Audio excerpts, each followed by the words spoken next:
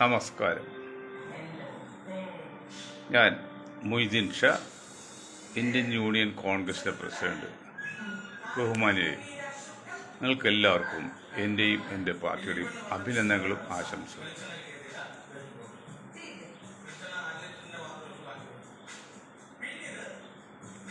Aluva transport stand അടുത്തുള്ള union bank,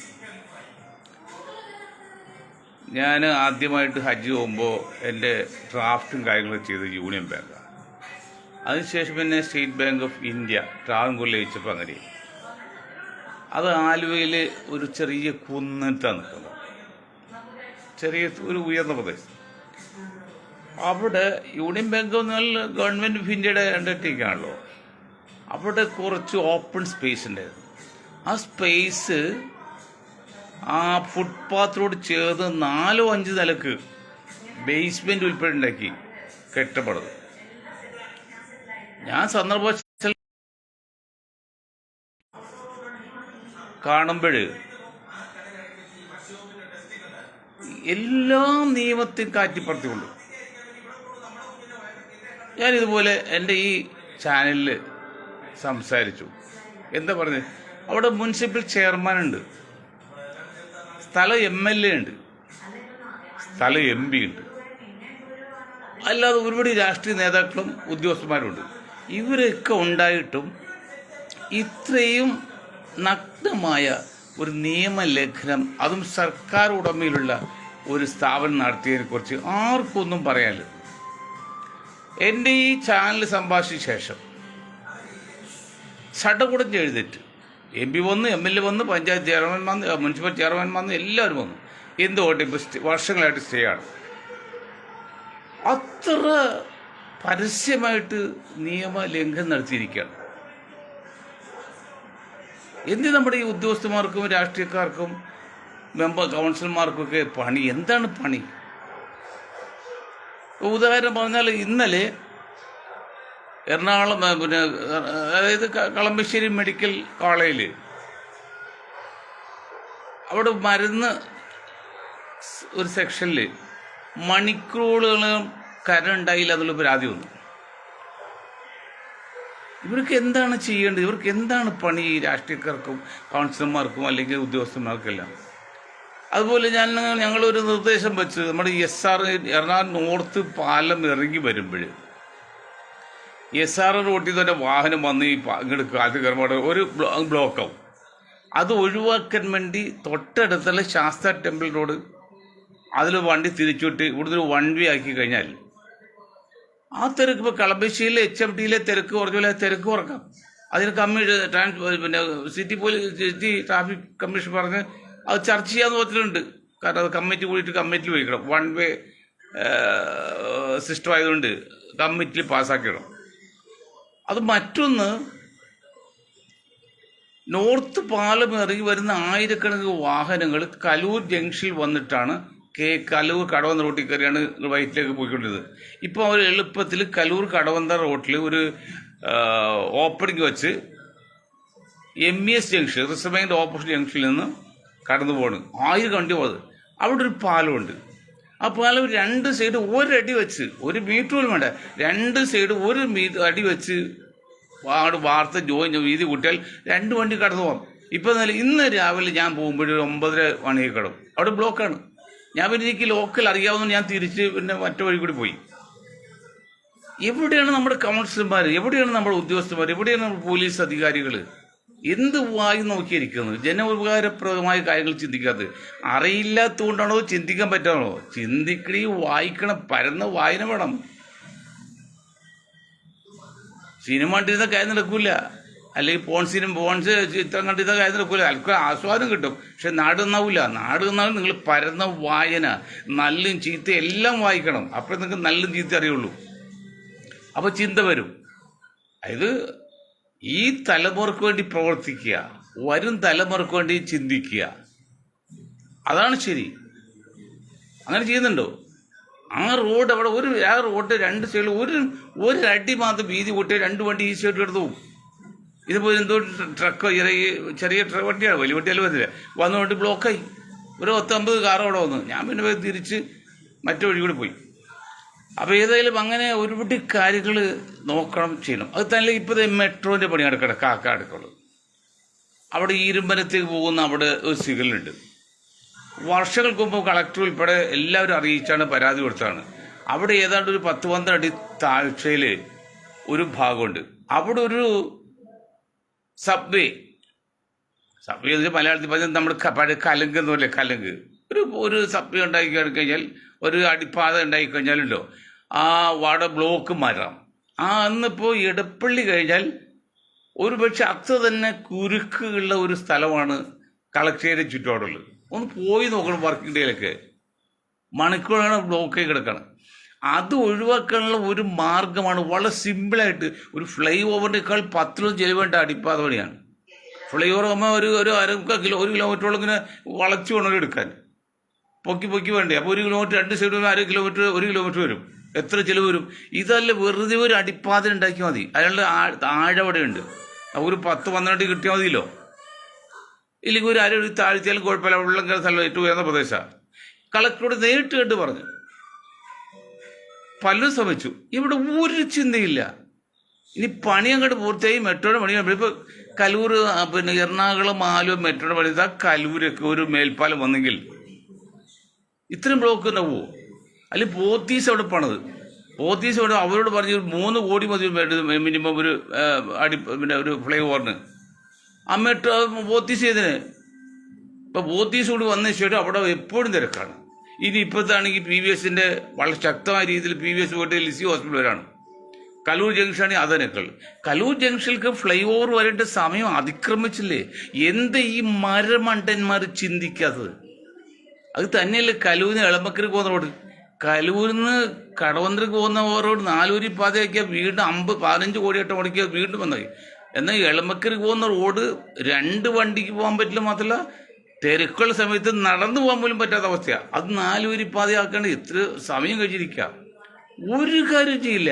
അവിടെ കുറേ കച്ചവടക്കാർക്ക് പോകുമെന്നുണ്ട്, കച്ചവടക്കാർ ഒഴിവാക്കാൻ പറ്റില്ല എന്നുള്ളത്. എന്തിനാണ് നമ്മുടെ ഈ കോർപ്പറേഷൻ, എന്തിനാണ് കൗൺസിലർമാർ?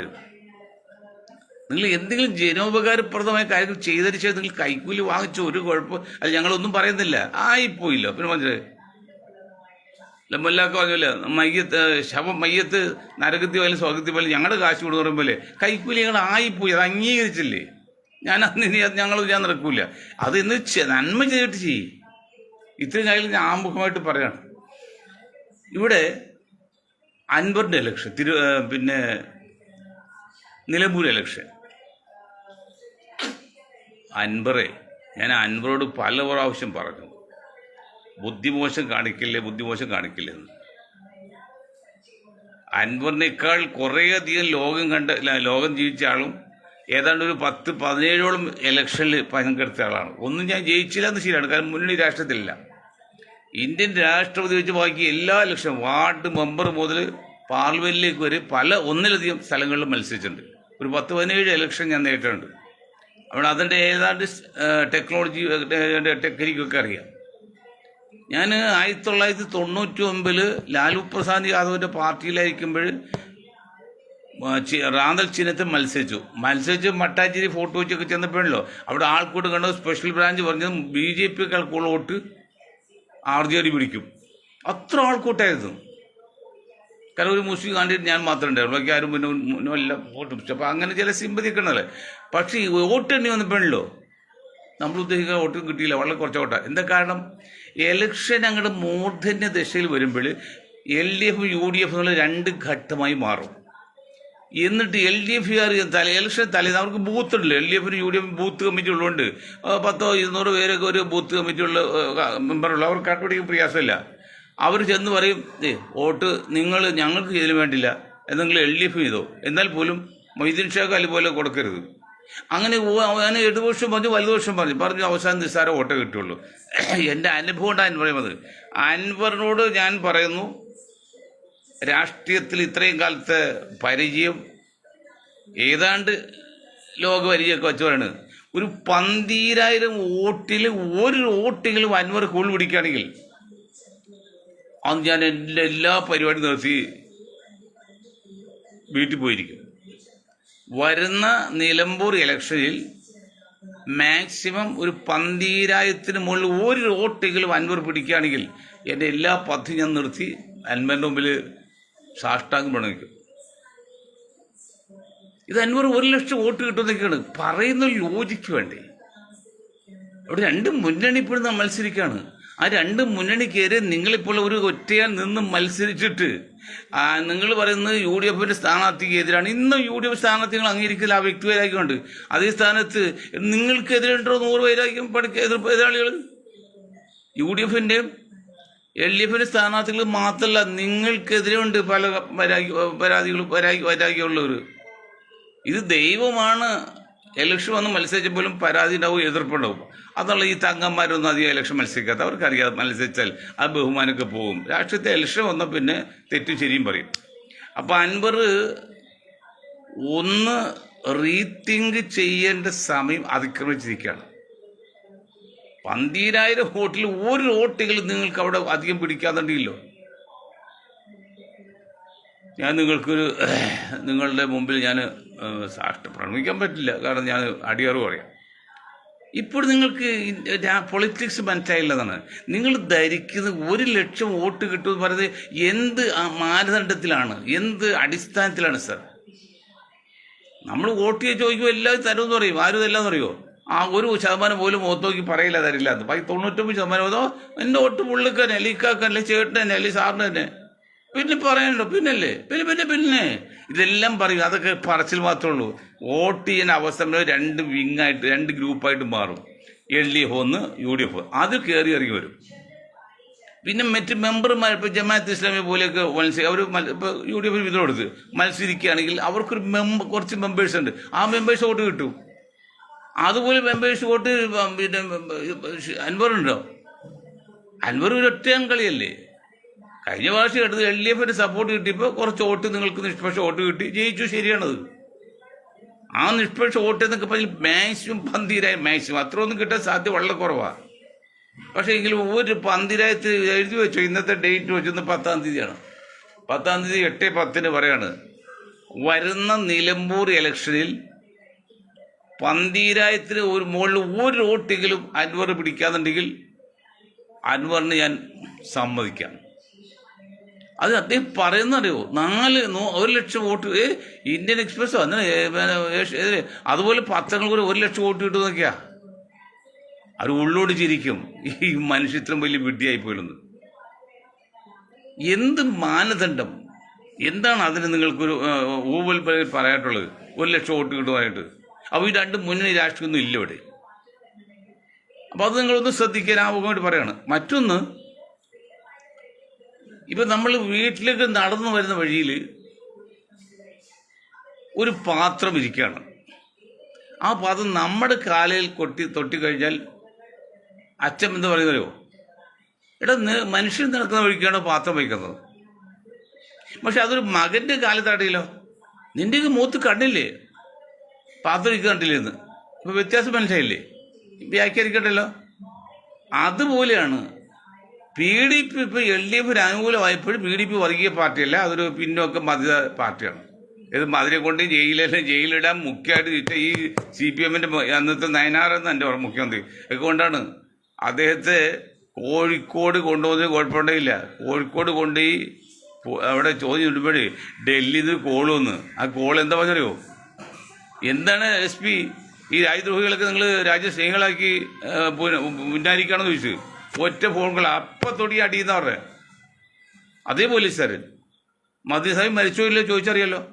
അത്രക്കാണ് ചെയ്തത്. അന്നത്തെ LDF ഗവൺമെൻറ് അത് കൈകാര്യം ചെയ്തത്. അതിനെ എതിർക്കാൻ വേണ്ടി ഇവിടെയാണ് ചില ക്രിസ്ത്യൻ സഭകൾ, മുസ്ലിങ്ങളിലെ ചില നേതാക്കൾ, പിന്നെ അങ്ങനെ സംഘപരിവാർ എല്ലാവരും ഉള്ളതുകൊണ്ട് അദ്ദേഹത്തെ വളർത്തയക്കാൻ വേണ്ടി. കാരണം അദ്ദേഹം പറഞ്ഞ പോയിന്റ് ശരിയായിരുന്നു. പോയിന്റ് പോയ നയം ഉണ്ടായില്ല. എനിക്ക് പല ആഗ്രഹങ്ങളുണ്ട്, പലത് പറയാനും അറിയാം. മാതിരിയേക്കാൾ കൂടുതൽ പറയാൻ എനിക്കൊരു കാര്യങ്ങളൊക്കെ അങ്ങനെ കാര്യം എല്ലാ കാര്യമില്ല. പക്ഷെ ഞാൻ പറയുന്നത് നമ്മൾ എൻ്റെ കപ്പാസിറ്റി നോക്കണം, അടിയൊഴുക്ക് നോക്കണം. പറഞ്ഞാൽ മതി. അങ്ങനെ ഞാൻ പറയില്ല. കുളത്തുപുഴയിൽ ഒരു മീറ്റിംഗ് കഴിഞ്ഞ് ഞാൻ വരുന്നപ്പോൾ കൊളുത്തുമ്പോഴൊക്കെ വനപ്രദേശമാണ്. അവർ 1 മണിക്ക് യോഗം തുടങ്ങി 3-4 മണിക്ക് അല്ലെങ്കിൽ കാട്ടാനൊക്കെ വരുന്ന സ്ഥലമാണ്. അപ്പം ഞങ്ങൾ 1 മണിക്ക് യോഗം തുടങ്ങി. ഞാൻ ബഹുജൻ സമാജ് പാർട്ടിയുടെ സംസ്ഥാന ജനറൽ സെക്രട്ടറി, സംസ്ഥാന പ്രസിഡന്റ് കള്ള സുകുമാർ, അദ്ദേഹം ട്രിവാൻഡ്രത്ത് നിന്ന് പുറപ്പെട്ടു. ട്രിവാൻഡ്രത്ത് കൊട്ടാരക്ക് വഴി അവിടെ എത്താൻ മാക്സിമം വന്ന് 2 മണിക്കൂറാണ്.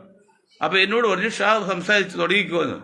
ഞാൻ തുടങ്ങിയപ്പോൾ പുള്ളി എത്തുന്നില്ല, നീണ്ടു പോയി. അന്നൊക്കെ ചെറുപ്പമാണ്. എൻ്റെ ആദ്യത്തെ അവസാനത്തെ പ്രസംഗം 7 മണിക്കൂർ പറഞ്ഞാൽ വിശ്വസിക്കാൻ പറ്റില്ല. അന്നെനിക്കായിട്ട് 40 വയസ്സ്, 38-39 വയസ്സ്, നല്ല യൗവനാണ്, ആരോഗ്യമാണ്. ഇന്നത്തെ പോലെ ഒന്നുമല്ല. അങ്ങനെ സംബന്ധിച്ച് നോക്കിയപ്പോൾ സമയം എത്രയും 9 മണി പറ്റുകയും ആരും പോയില്ല, വെറുതെ ആൾക്കാരുണ്ടായിരുന്നു. അപ്പോൾ ഞാൻ പറയും, അത് കഴിഞ്ഞ് ഞങ്ങൾ ഒരു 11 മണി 10 മണിക്കൊക്കെ വരുമ്പോൾ ഇദ്ദേഹം മേക്ക് സെറ്റ് കെട്ടി എക്കോ സിസ്റ്റം വെച്ച് ഇങ്ങനെ ശബരിമലയെക്കുറിച്ചും ബ്രാഹ്മിൻസിനെ കുറിച്ചും ഇങ്ങനെ പറയണം. ബ്രാഹ്മിൻസൊക്കെ അവർ ബുദ്ധിരാക്ഷസന്മാരല്ലേ? അവർ നിശബ്ദമായിരുന്നുകൊണ്ട് കരുക്കൾ നീക്കി അവസരം ആ പ്രത്യയശാസ്ത്രത്തെ തകർത്ത് തരിപ്പണ കഴിച്ച് ഇപ്പോഴേ മരണമായിട്ട് മെല്ലിട്ടിരിക്കുക. ഒരു MLA പോലും സൃഷ്ടിക്കാത്തത് സാധിച്ചില്ല. എത്ര പേരെ കൈയും കാലും ഓടിച്ച് ഇപ്പം ജയിലിലും ആശുപത്രിയിലുണ്ട്. എന്ത് നേടി? അത് ഞാൻ ഇന്നലെ പറഞ്ഞ ഭാഷ വീണ്ടും പറയാണ്.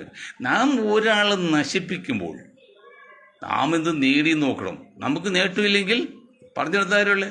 അതുപോലെ മധു സാഹിബ് പാടുപെട്ടു, ഒരു ശ്രമിച്ചു, പക്ഷെ നയം ഉണ്ടായില്ല. കാരണം ഒരു കറുത്ത കോട്ടയൊക്കെ ഇട്ട് കരിമ്പൂച്ചയൊക്കെ വെച്ച് ഞാൻ ഒരു MG റോഡിൽ വുഡ്ലാൻഡ് ജംഗ്ഷനിൽ നിൽക്കുമ്പോൾ ഒരു കാറ് പറന്നു പോകുന്നു. അതിൻ്റെ പുറകിൽ 4 പേര് പിടിച്ചു നിൽക്കുന്നു.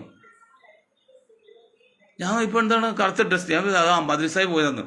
അപ്പം ഞാൻ വിചാരിച്ചു, ഒരു ജനകീയ നേതാവ് അങ്ങനെയൊക്കെയാണോ? ഇപ്പം മുഖ്യമന്ത്രി കണ്ടില്ലേ, മുഖ്യമന്ത്രിയെ സംരക്ഷണം കൊടുക്കാൻ ഇവിടെ ഇന്ന് സഖാക്കളുണ്ട്. ഏത് ആവത്തിൽ മുഖ്യമന്ത്രി രക്ഷപ്പെടുത്താൻ പാർട്ടി സഖാക്കളുണ്ട് എല്ലാ മേഖലയും. അപ്പോൾ ഇത്രയും വലിയ സന്നാഹം ആവശ്യമില്ല. എന്നിട്ട് പോകുന്നില്ല 10-26 വണ്ടിയും പോലീസും സന്നാഹവും ഒക്കെ ആയിട്ടാണ്. അതറിയാലോ. അതുപോലെ മധു സാഹിബ് അത് തെറ്റായി പോയി. ഇനിയിപ്പോൾ അതിന് കാലം അദ്ദേഹത്തിന് പോലെ. അതുപോലെ നമുക്കെതിരെ വരുന്ന കാര്യങ്ങൾ നമുക്ക് അനുകൂലമാക്കി മാറ്റിയെടുക്കുക. അതാണ് മാനവധർമ്മം എന്നാണ് പറഞ്ഞത്. ഇവിടെ പറഞ്ഞു വരുന്നത്, ഇപ്പം PDP LDFന് സപ്പോർട്ട് ചെയ്യുകയാണെങ്കിൽ അപ്പോൾ തെറ്റില്ല, അവർ പിന്നോക്കം മധ്യത പാർട്ടിയാണ്. ജമാഅത്ത് ഇസ്ലാമി LDF പിന്തുണക്കുമ്പോൾ അവർ കുഴപ്പമൊന്നുമില്ല, പാർട്ടിയാണ്. പക്ഷെ അത് UDF പിന്തുണക്കുമ്പോൾ വർഗീയ പാർട്ടി, ലോക വർഗീയ പാർട്ടി എന്ന് പറയും. ലോകത്ത് ഇസ്ലാമിക രാഷ്ട്രം വരണമെന്ന് ചിന്തിക്കുന്ന RSSനെ പോലെ. RSS എവിടെ കിടക്കുന്നു? PDP അല്ലെങ്കിൽ ജമാഅത്ത് ഇസ്ലാമിയോ ഒക്കെ കിടക്കുന്നത്. RSS എന്ന് പറഞ്ഞാൽ ഒരു വിഭാഗത്തെ ജീവിക്കാൻ അനുവദിക്കാതിരിക്കുകയാണ്. മറ്റൊരു എങ്ങനെയാണ് അവർക്ക് വളരണം നന്നല്ലാതെ മറ്റൊരു നശിപ്പിക്കുന്ന ആഗ്രഹമില്ല. അങ്ങനെ ഉണ്ടെങ്കിൽ തെറ്റുമാണ്. അപ്പോൾ അതാണ് താല്പര്യപ്പെട്ടു. അപ്പോൾ ഇത് CPMൻ്റെ ഏറ്റവും വലിയ സെക്രട്ടറിയാണ്, സംസ്ഥാന സെക്രട്ടറിയാണ്, ഒരു ടോപ്പ് ലീഡർ, പ്രസിഡന്റ് തുറക്കില്ലല്ലോ. പറഞ്ഞെങ്ങനെയാണ് PDP ഒരു മധ്യത പാർട്ടിയുടെ ഇതാണ്. അത് ശരി തന്നെയാണ്. PDP മധ്യ പാർട്ടി തന്നെയാണ്. ഇപ്പം അൻവർ ഏതാണ്ട് മധ്യ പാർട്ടി തന്നെയാണ്. പക്ഷെ അവരൊക്കെ യൂട്ടിലൈസ് ചെയ്യാൻ പറ്റുന്നില്ല. അതാണ് ഒരവസ്ഥ. അതേ സ്ഥാനത്ത് അൻവറിനെ സംബന്ധിച്ച് അൻവർ ഞാൻ ഇന്നലെ പ്രത്യയശാസ്ത്രമാണെങ്കിൽ അംബേദ്കർ ഉൾക്കൊണ്ടുകൊണ്ട് ഒരു പ്രത്യയശാസ്ത്രം തുടങ്ങുകയാണെങ്കിൽ ഈ കേരളത്തിൽ 88% വരുന്ന പിന്നോക്കത്തിൽ ന്യൂനപക്ഷങ്ങൾക്ക് ഒരു അത്താണിയാണ്. അയാളുടെ കഴിവുണ്ട്, വിദ്യാഭ്യാസം, സാമ്പത്തിക ശേഷി ഒക്കെയുണ്ട്. ഞാൻ പറഞ്ഞത് ആ രീതിയിൽ പുള്ളി ചിന്തിച്ചിട്ടോ എനിക്കറിയില്ല. ചിന്തിക്കുകയാണെങ്കിൽ അതിന് അങ്ങനെയാണെങ്കിൽ മത്സരിക്കാം. പന്തിയായാലും കൂട്ടി കിട്ടിയാലും ഇത് കുഴപ്പമൊന്നുമില്ല. 2 ചേർത്ത് നിൽക്കുക. അതായത് ഒരു കാര്യം വലിയ പ്രസക്തമായ ഭാഗമുണ്ട്. ഒന്ന്, മുഖ്യമന്ത്രിക്കെതിരെ ഇന്ന് കേരളത്തിലെ ഒരുപക്ഷെ ആരും പരസ്യമായിട്ട് എതിർക്കാൻ ഇഷ്ടപ്പെടാത്ത ഒരു വ്യക്തിയാണ് പിണറായി സഖാവ്. അത്ര ഒരു ആളാണ്. ആ ആൾക്ക് പരസ്യമായിട്ട് രേഖാമൂലം എതിർക്കാണ്. പിന്നെ മറ്റൊന്ന് അനേകം ശക്തിയാണ് സംഘപരിവാർ ഇന്ത്യയിൽ, കേരളത്തിൽ. ആ സംഘപരിവാറിനെതിരെ പിന്നെ പ്രത്യേക UDFൻ്റെ പ്രതിപക്ഷ നേതാവ് അല്ലെങ്കിൽ UDFൻ്റെ ചെയർമാൻ BD സതീശൻ. അപ്പോൾ ഈ 3 അതിശക്തമായ വിങ്ങുകളെ ഒരേ സമയത്ത് പരസ്യമായിട്ടും തെളിവ് സഹിതം ആക്രമിച്ചുകൊണ്ടിരിക്കുന്ന അൻവർ സാധാരണ ഇന്ത്യൻ രാഷ്ട്രീയത്തിലെ കേരള രാഷ്ട്രീയത്തിൽ ഒരു മുതൽക്കൂട്ട് തന്നെയാണ്, അല്ലെങ്കിൽ ഒരു ശക്തൻ തന്നെയാണ്, യാതൊരു സംശയക്കാത്തില്ല. പക്ഷെ അവിടെയും എത്ര വലിയ ശക്തനായാലും നയം വേണം, യുക്തി വേണം. ഇപ്പൊ പുള്ളി കാണിക്കുന്ന നയം എന്ന് പറയാൻ നയം എന്ന് പറഞ്ഞാൽ ഞാൻ ലോകത്ത് മുഖ്യ ശത്രു ഏത് വ്യക്തിക്കാണെങ്കിലും ഏത് പ്രസ്ഥാനത്താണെങ്കിലും മുഖ്യ ശത്രു ഒന്നുള്ളൂ. രണ്ട് മുഖ്യ ശത്രു ഉണ്ടാവില്ല. രാവും പകലും പോലെ, കറുപ്പും വെളുപ്പും പോലെ, 1 0 പോലെ, -0 പോലെയാണ്. അത് രണ്ട് മുഖ്യ ശത്രുക്കൾ ഇല്ല അൻവർ. ഒരു മുഖ്യ ശത്രു ഉള്ളൂ. പക്ഷേ ഏത് മനുഷ്യനാണെങ്കിലും ഏത് പ്രസ്ഥാനമാണെങ്കിലും ഏത് രാജ്യമാണെങ്കിലും ഏത് രാഷ്ട്രമാണെങ്കിലും മുഖ്യ ശത്രു ഒന്നേ ഉള്ളൂ. രണ്ട് മുഖ്യ ശത്രു ഉണ്ടാവില്ല. അപ്പോൾ അൻവർ വിചാരിക്കുന്നത് മുഖ്യ ശത്രു ആരാണ്? സതീശാണോ, അത് പിണറായിയാണോ, അല്ലെങ്കിൽ കമ്മ്യൂണിസ്റ്റ് പാർട്ടിയാണോ? പക്ഷെ അത് നിങ്ങൾ മനസ്സിലാക്കുക, നിങ്ങൾ കമ്മ്യൂണിസ്റ്റ് പാർട്ടിയും എതിരാളിയാക്കി, RSSനെ എതിരാളിയാക്കി, പിന്നെ അൻവറിനെ പിന്നെ സതീഷിനെ എതിരാളിയാക്കി. അത് ബുദ്ധിയല്ല, രാഷ്ട്രീയമായിട്ട് യുക്തി ബുദ്ധിയല്ല അത്. കാരണം നിങ്ങളിപ്പോൾ അല്പം സ്വല്പം കഴിവുള്ള, സാമ്പത്തിക ശേഷം അല്പം വിദ്യാഭ്യാസം പ്രസംഗിക്കാൻ കഴിവുള്ള അല്പമൊക്കെ മനുഷ്യത്വമുണ്ട്. ഇപ്പം ഉണ്ടായിസൊക്കെ ഉണ്ടെങ്കിലും കുറച്ച് മനുഷ്യത്വം ഉണ്ടെങ്കിലും പറയാൻ പറ്റില്ല. അത് നിങ്ങളിപ്പോഴും തോറ്റുപോകാൻ പാടില്ല. നിങ്ങൾക്ക് ജയിച്ചു നിൽക്കണം. ഞാൻ പറഞ്ഞില്ല, ഞാൻ ഇന്ത്യൻ പട്ടാളം ഇറങ്ങിക്കഴിഞ്ഞാൽ അത് ജയിച്ചിരിക്കണം. അത് മസ്റ്റാണ്. ഒരു കാരണവശാലും നമ്മുടെ പട്ടാളം തോൽക്കാൻ പാടില്ല, ഏത് കാര്യത്തിലാണെങ്കിലും. അതുകൊണ്ട് നമ്മൾ ആ രീതിയിൽ തന്നെ എപ്പോഴും കൈകാര്യം ചെയ്യാൻ സംശയമില്ല. അതുപോലെ അൻവറെ പോലുള്ളവർ തോൽക്കാൻ പാടില്ല. നിങ്ങൾ കൈകൾക്ക് ശക്തി കുറഞ്ഞാൽ അത് ഇവിടുത്തെ പിന്നെ മർദ്ദിത ജനങ്ങളുടെക്ക് അത് ബുദ്ധിമുട്ടാവും. പക്ഷെ അതൊന്നും മനസ്സിലാക്കിയാണോ അൻവർ ചെയ്യുന്നത്? അല്ലെങ്കിൽ അൻവറിനെ ഉപദേശിക്കാൻ? ഞാനിപ്പോൾ അൻവറിന് വേണ്ടി എറണാകുളത്ത് ഒരു പ്രശസ്തനായ ഒരു സ്വാമിയുണ്ട്, സ്വാമി ബാലകൃഷ്ണാനന്ദ. ആ സ്വാമി ഞാൻ അൻവറിൻ്റെ പറഞ്ഞു വിട്ടിട്ടുണ്ട്. അതുകൊണ്ട് സംസാരിക്കും, പോകുന്നു വരാക്കി നോക്ക്, വേണ്ട ചില നിർദ്ദേശങ്ങളൊക്കെ. കാരണം പിന്നെ അൻവർ കഴിവില്ലെന്നല്ല പറഞ്ഞത്, എങ്കിലും എല്ലാം തികഞ്ഞ ആളല്ലല്ലോ. അതൊന്ന് പറയാൻ സ്വാമി ഒക്കെ നാളെ പോകുന്നതിൻ്റെ അറിവ്. അതിനിടയ്ക്ക് ഇന്നലെ പിൻവലിക്കുന്നൊരു സംശയം, അതാണ് ഇന്നലെ പോകുമായിരുന്നു. ഞാനും കൂടെ പോകാൻ പ്ലാൻ ചെയ്തതാണ്. പക്ഷേ എനിക്ക് അല്പം വേറെ ചില തിരക്കുണ്ട്, തലസ്ഥാനത്തിൻ്റെ ആ കാര്യമുള്ളതുകൊണ്ട് തിരക്കുണ്ട്. അപ്പോൾ ഏതായാലും അൻവർ ഒന്നുകൂടി ശ്രദ്ധിക്കേണ്ട സമയം കഴിഞ്ഞിരിക്കുകയാണ്. ഇല്ലെങ്കിൽ നിങ്ങൾ മത്സരിക്കുക. പക്ഷെ 1 ലക്ഷം വോട്ട് കിട്ടുമെന്നൊക്കെ, കാരണം ഇതിൽ ആരും തോൽക്കുമെന്ന് പറയണില്ല. പരീക്ഷ കഴിയുന്ന എല്ലാ കുട്ടികളും ജയിക്കും, ഒരു സംശയമില്ല. ഈ തോൽക്കാൻ വേണ്ടി ഒരു പരീക്ഷയും ആരും എഴുതാറില്ല. അതുപോലെ അൻവർ വരുമ്പോൾ 1 ലക്ഷത്തിലേക്കും വരും എന്നൊക്കെ പറയാതെ സ്ഥാനാർത്ഥികൾ മത്സരിച്ച് ജയിക്കാൻ വേണ്ടിയാണ്. അപ്പം ഞാനും ജയിക്കാൻ തന്നെയാണ്, ഞാനും ജയിക്കും എന്ന് പറയാം. എണ്ണൊന്നും പറയരുത്, വോട്ട് എണ്ണൊന്നും പറയരുത്. ആ എണ്ണൊക്കെ പറയുമ്പോഴാണ് നമുക്കൊരു ബുദ്ധിമുട്ട് തോന്നുന്നത്. ജയിക്കുമെന്ന് പറയാം, കാരണം പരീക്ഷ എഴുതുന്ന എല്ലാ കുട്ടിയും ജയിക്കാൻ വേണ്ടിയാണ്. തോൽക്കാൻ വേണ്ടി ഒരു കുട്ടി പരീക്ഷ എഴുതില്ല. അപ്പോൾ ആ നിലയ്ക്ക് മത്സരിക്കുന്ന സ്ഥാനാർത്ഥി എല്ലാം ജയിക്കുമെന്ന് പറഞ്ഞ് യാതൊരു തെറ്റുമില്ല. അത് മനഃശാസ്ത്രമാണ്. അങ്ങനെ പറഞ്ഞ് മുന്നോട്ട് പോകാമായിരുന്നെങ്കിൽ കുറച്ചുകൂടി എഫക്റ്റീവ് ആയിരിക്കും എന്നതാണ്. അപ്പോൾ അൻവർ പ്രത്യേകം ശ്രദ്ധിക്കുക, ഒന്നുകൂടി ആലോചിച്ച്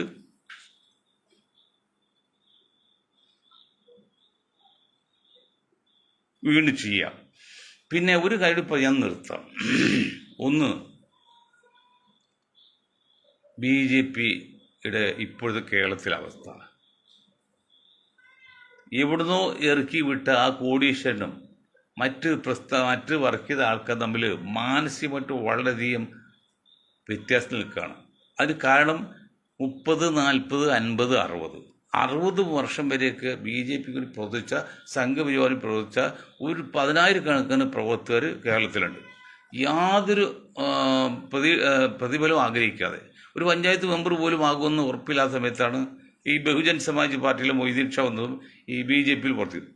അങ്ങനെയുള്ള ആൾക്കാരെ മാറ്റി നിർത്തിക്കൊണ്ട് ഇന്നലെ വന്ന ഈ കോടീശ്വരന്മാരെ അധികാരം കൊടുക്കുന്നത് അത് നല്ല കീഴ്വഴക്കല്ല. അത് മാനസികമായിട്ട് പ്രവർത്തകരെയും നേതാക്കളെയും തകർത്തിരിക്കുകയാണ്.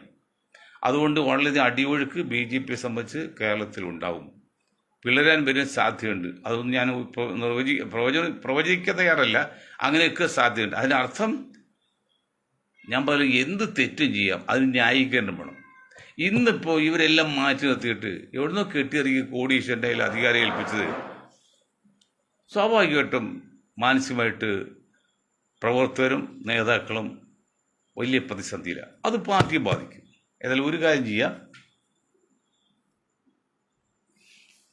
ചെയ്യാം, അത് ഞാൻ നാമമായിട്ട് പറഞ്ഞ് മാത്രമേ ഉള്ളൂ, നിങ്ങൾ ശ്രദ്ധിക്കുക. മറ്റൊന്ന്, അൻവറും കൂടി ശ്രദ്ധിക്കുക എന്ന് പറഞ്ഞുകൊണ്ട് ഞാൻ എൻ്റെ വാക്കുകൾ നിർത്താറ്. നിങ്ങൾക്ക് ഒരായി നന്ദി. ജയ് ഹിന്ദ്.